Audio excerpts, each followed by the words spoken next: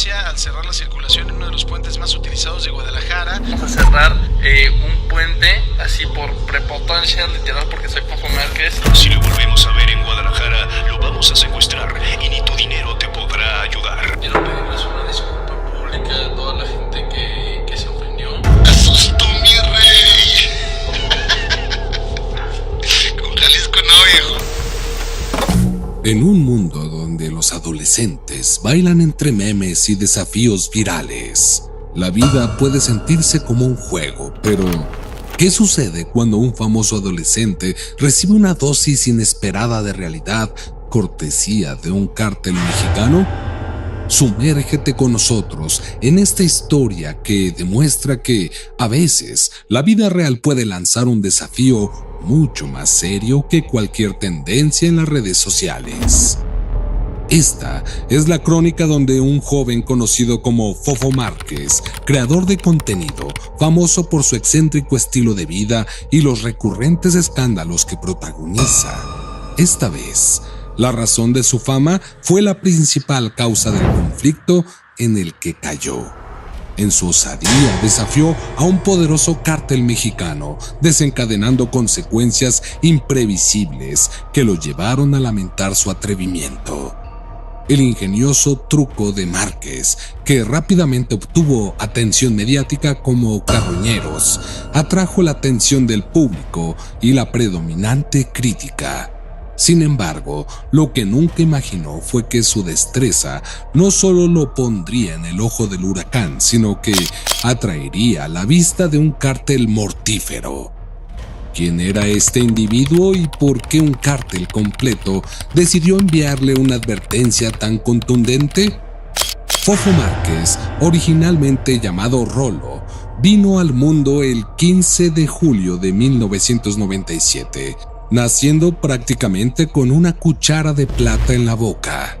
Proveniente de una familia inmersa en la opulencia, la riqueza generacional de los Márquez se reflejaba en su linaje. Su padre, propietario de la cadena de gasolineras Total Energy México, destacaba como una de las figuras más exitosas del país.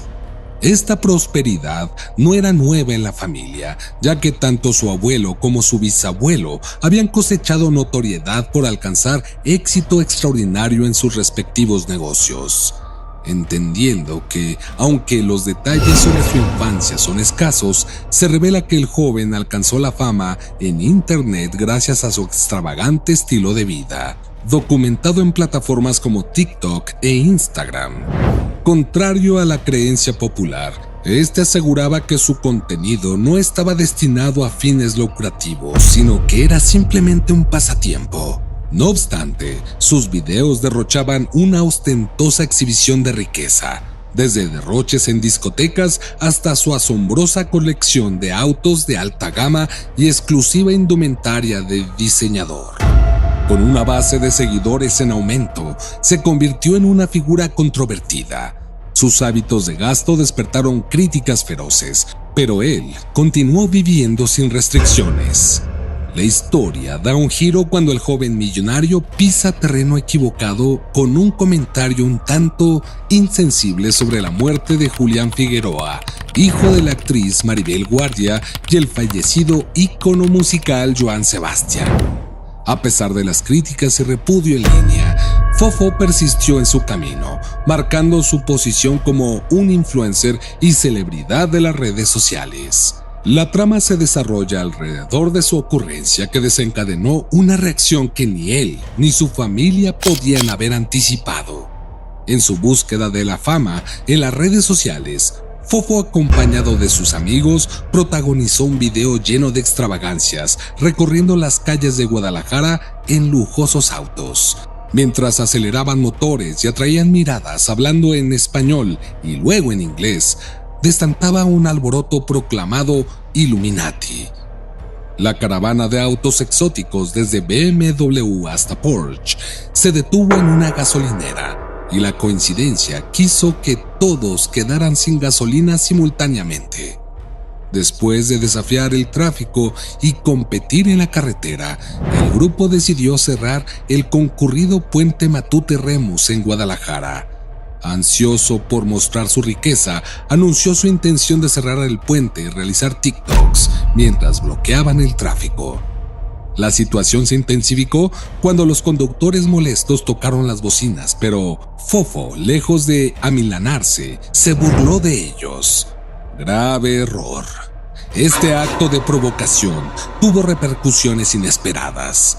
El video generó una ola de críticas en las redes sociales, incluso de figuras públicas. La controversia alcanzó un nivel superior cuando el Cártel Jalisco Nueva Generación se involucró, marcando al joven influencer como blanco. Este grupo delictivo, conocido por su violencia, emitió una advertencia severa a este, quien sin querer se encontró en el radar de uno de los cárteles más peligrosos de México. Si nos sumergimos en el seno del cártel y su crecimiento, nos encontramos con un hombre que había sido comparado con el mismísimo Satán, el Mencho. Nos encontramos con que, en junio de 2009, un mensaje en una camioneta abandonada que contenía los cuerpos de 3 hombres, el mensaje decía: "Somos el nuevo grupo Matazetas, asesinos en contra del secuestro y la extorsión en búsqueda de un México más limpio". Los hombres fallecidos luego fueron vinculados a las personas que habían aparecido en un video en YouTube mientras eran entrevistadas por hombres enmascarados armados con rifles de asalto. En otro video publicado en septiembre de 2011, el grupo sostuvo que su único interés era el cártel, y uno de los narcotraficantes más buscados del mundo y su cártel alguna vez fueron considerados la organización criminal más peligrosa de México por el gobierno mexicano. En 2020, pronto ganaron notoriedad por declarar la guerra a otros cárteles, además intentando hacer de Robin Hood para los lugareños al hacerles creer que estaban librando a su sociedad de la violencia de otros cárteles, cuando en esencia estaban tratando de hacerse con el control de sus territorios. Cuando el Cártel de Nueva Generación pronto expandió su red de operaciones a través de las costas y en solo medio año se convirtió en uno de los grupos criminales con mayor capacidad operativa en México a partir del 2012. Las alianzas con el Cártel Jalisco Nueva Generación para luchar contra su enemigo común, ya que habían luchado con uñas y dientes para hacerse del control de la capital de Jalisco. Una lucha que condujo a lo que se volvió significativo en la historia de México: las masacres de Veracruz y Guadalajara de 2011 a 2012. En la primavera de 2011, el CJNG declaró la guerra a todos los demás cárteles mexicanos y declaró su intención de tomar el control de la ciudad de Guadalajara.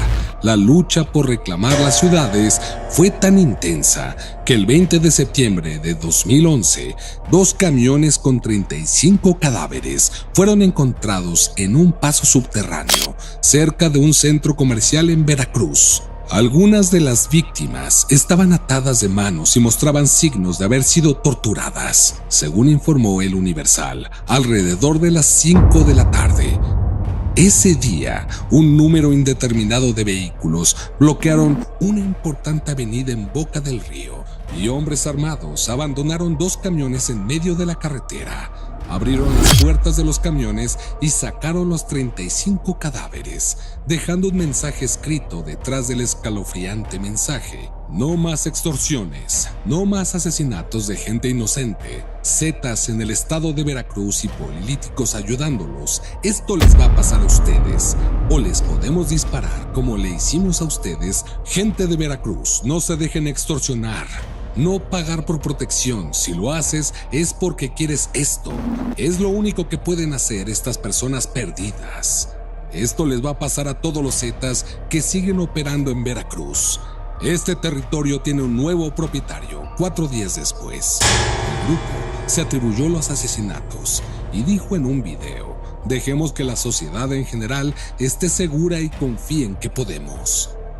Los zetas no extorsionamos, no secuestramos y nunca afectamos los bienes personales o nacionales. Respetamos los poderes ejecutivo, federal, estatal y municipal. Nuestra lucha está en contra de los zetas. Si con nuestras acciones ofendimos a la sociedad, el pueblo de México y a las corporaciones federales, pedimos disculpas en nombre de todo el grupo que conformamos. La intención fue hacerle saber al pueblo de Veracruz que este flagelo de la sociedad no es invencible y ya no deberían dejarse extorsionar. Cada uno tiene sus luchas y temores. Somos la mitad. Afirmaron que solo los miembros del cártel rival fueron atacados, pero luego se demostró que solo 6 de los 35 estaban realmente involucrados en incidentes de delitos menores, y ninguno de ellos estaba realmente involucrado con actividades relacionadas con los cárteles. El 9 de octubre de 2011, solo 18 días después, Veracruz ya había reportado 100 asesinatos, todos relacionados con el cártel Jalisco Nueva Generación. Los Lozas se lanzaron a una ola de asesinatos y se asociaron con el cártel Milenario para vengar las muertes del día 23 de noviembre de 2011. Un total de 26 cadáveres, 16 de ellos quemados, fueron localizados en varios vehículos abandonados. El incidente comenzó a primeras horas de la mañana con el hallazgo de un vehículo en llamas.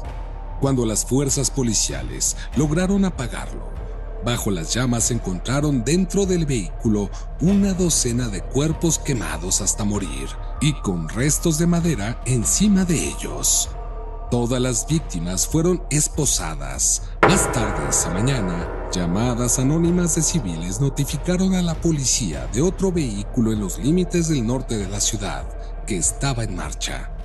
En el interior se encontraban 4 cuerpos con chalecos antibalas y las manos esposadas. Esa misma tarde, 10 cuerpos más fueron encontrados en varios municipios. Al día siguiente, 3 camionetas con 26 cuerpos fueron encontradas en una vivienda de Guadalajara, Jalisco. Todos eran cadáveres de hombres. 3 hombres del cártel Milenario fueron arrestados y vinculados con la masacre de las 26 personas. Las autoridades concluyeron que solo 6 de los 26 que fueron asesinados tenían antecedentes penales, pero los miembros del cártel insistieron en que todos los asesinados en la masacre no eran inocentes. Otro nombre del cártel Jalisco de Nueva Generación. La pelea llegó al 2012 y en mayo se encontraron restos de más cuerpos dentro de 2 autos en Chapala, Jalisco. La ciudad cuya capital, Fofo Márquez, afirmó que su dinero y poder podían hacer que las cosas sucedieran. Enfoque táctico de los Illuminati. Visto así de crudo, desafortunadamente para Márquez, el CJNG y en los intrincados hilos del crimen organizado en México, las preocupaciones de aquellos que desafían a los cárteles van más allá de las fronteras territoriales y se ven enredados en fuertes amenazas. No solo se trata de la rivalidad con otros cárteles, expandir sus influencias y productos en Estados Unidos, sino que también se teje un oscuro historial de mensajes dirigidos a periodistas y figuras influyentes que han osado enfrentar a estos terroristas. México, lamentablemente, ha ganado una reputación por las amenazas a periodistas, colocándolo constantemente en la cima de la lista de los países más mortíferos para ejercer el periodismo. Los presentadores de televisión de Milenio no escapan a la mirada intimidante de los cárteles. Su cobertura de los eventos atrae la atención indeseada del CJNG, que en abril de 2012 dejó un rastro de 21 cuerpos ejecutados en el estado. Las amenazas pueden llegar de distintas maneras, firmando por lo menos un mensaje fuerte y claro de que no tolerarían la interferencia en sus asuntos. Las amenazas no se limitan a nadie y no temen dejar un rastro de violencia. Imagínense, ¿qué serían capaces de hacerle a un chico que se mete donde no debe gracias a sus posibilidades? La odisea del joven Márquez en Guadalajara fue como una montaña rusa de controversias y consecuencias inesperadas que dejaron a todos en vilo. Como mexicano, la expectativa era que Márquez comprendiera las posibilidades y grandes repercusiones de sus acciones. Quiero pedirles una disculpa pública a toda la gente que se ofendió. Se asustó mi rey. Con Jalisco no, viejo. Pero el viernes, El día después de que desató el caos en el puente Matute Remis, se encontró con una tormenta perfecta de consecuencias. Su video, que acumuló más de 10 millones de visitas, fue eliminado y su cuenta de TikTok suspendida. Parecía que el fin de la carrera digital de Márquez estaba cerca. Sin embargo, el alcalde de Guadalajara, Pablo Lemus, intervino, prometiendo emprender acciones legales contra aquellos que bloquearon el puente y publicaron contenido vulgar. Esto añadió un giro legal a la situación y Márquez tuvo que utilizar otras cuentas de redes sociales para ofrecer disculpas públicas. Quiero pedirles una disculpa pública a toda la gente que se ofendió. Admitiendo que sus palabras podían no haber sido las correctas, afirmó que amaba a Guadalajara y se comprometió a asumir la responsabilidad si debía enfrentar multas. Sin embargo, sus disculpas no calmaron al CJNG, el cártel que se sintió insultado por su ostentosa exhibición de riqueza. El CJNG envió un mensaje escalofriante a través de una cuenta asociada, amenazando a Márquez con represalias serias si regresaba a Guadalajara. La amenaza no solo habla de secuestro, sino que insinuaba algo mucho más letal. Márquez, consciente de la gravedad de la situación, reforzó su seguridad y huyó de Guadalajara hacia una fortaleza en la Ciudad de México. El influencer, en entrevistas posteriores, reveló que había aumentado su seguridad a aproximadamente 30 personas y que se movía con precaución debido a las amenazas. Estaba prácticamente bajo arresto domiciliario con guardaespaldas las 24 horas del día, los 7 días de la semana. Su vida había dado un giro sombrío y sus acciones provocadoras habían tenido consecuencias tangibles. El gobierno no intervino en su arresto domiciliario autoimpuesto y pronto recibió una sentencia de un juez. Le ordenaron disculparse públicamente, pagar una multa y realizar servicio comunitario. Márquez cumplió con las horas de servicio comunitario en Guadalajara, pero sus disculpas sonaron más arrogantes que arrepentidas. Incluso mencionó que tenía muchos proyectos en Guadalajara y que quería seguir siendo bien recibido. Aunque Márquez intentó retomar su vida normal después de estos eventos, parece que su extravagante estilo de vida y sus problemas financieros volvieron a ser noticia.